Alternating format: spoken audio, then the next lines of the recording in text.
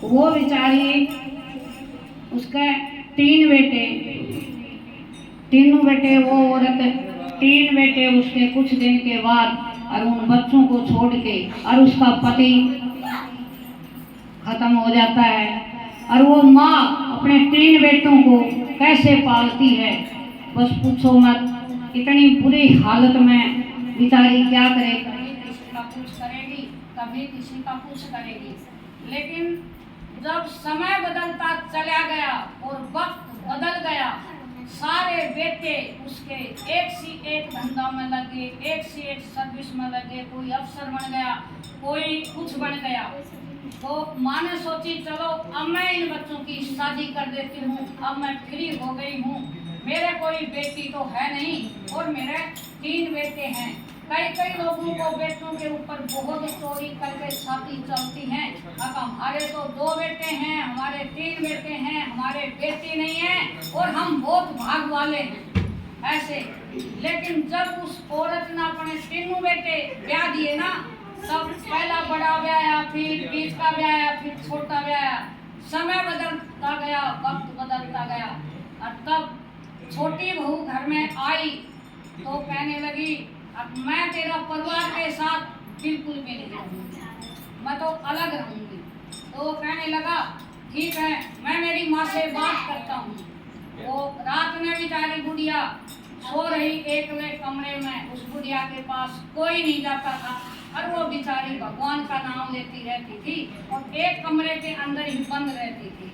बहुआ जाती थी, देख के ऐसे ताक के आ जाती थी, लेकिन कभी भी उसको ना पैरों में प्रणाम करती थी और नहीं उसकी मतलब सेवा पानी करती थी। तो बेटा बोलते ना बहू अपना अपना, लेकिन उसका जो बीच का बेटा था ना, वो जब सब सो जाते थे तब वो बेटा जाता था और उसको देखता था, अब मेरी माँ कोने में सो रही है। वो बेटा जाता था, ठंडी में जाता, उसको बेचारा कभी चादर घेर के आ जाता था, कभी उसको छुपा के औरत का डर के मारे से और अपनी माँ ने कभी खाना दे के आ जाता था। लेकिन बेटे इतने डरने लगे उन तीनों से, अब उसकी माँ की बिल्कुल सेवा ही नहीं होती थी।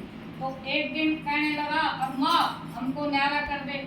वो कहने लगी जाओ बेटा गांव का सरपंच को बोल के आओ, गांव का सरपंच आएगा और तुम्हारा फैसला कर देगा। तो कहने लगा अरे माँ हमको सरपंच की क्या जरूरत है, हमारी सरपंच तो आप हो।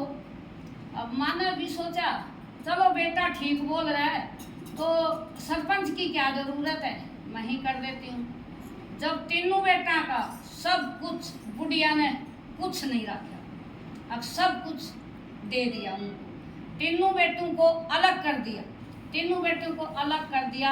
जब 3 अपनी अपनी औरतों ने अपना अपना परिवार को लेके और अंदर चले गए, तब वह कहने लगी अरे सुनो बेटो तुम कुछ भूल रहे हो, सुनो बेटो।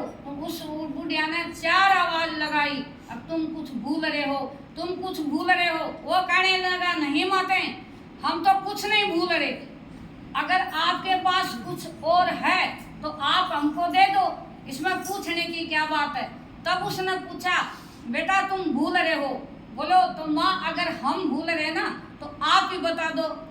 बोलो आप अपनी माँ को भूल गए, ये माँ किसके पास जाएगी है, तुम तो अपनी औरतों को ले लेके अंदर चला गया, लेकिन यह माँ कहाँ जाएगी। तो बीच बोला हमको कोई नुका हमारा पढ़ाई का खर्चा नहीं चलता कोई ये। तो बीच वाले का बेटा था बड़ा, अति के हो गया था, वो जल्दी जवान हो गया, तो वो बेटा और उनकी बात सुना। तब कहने लगा माँ तेरे को मैं रखूंगा और इनको तेरी जगह बैठाऊंगा। हाँ उसी टाइम वो कहने लगा अब सुन माँ तुम जाओ मेरी दादी की जगह और मैं मेरी दादी को ले आऊंगा अंदर। तो बोलते ना मैंने कलयुग है, अब जैसा कोई कर्म करेगा वैसा बढ़ेगा।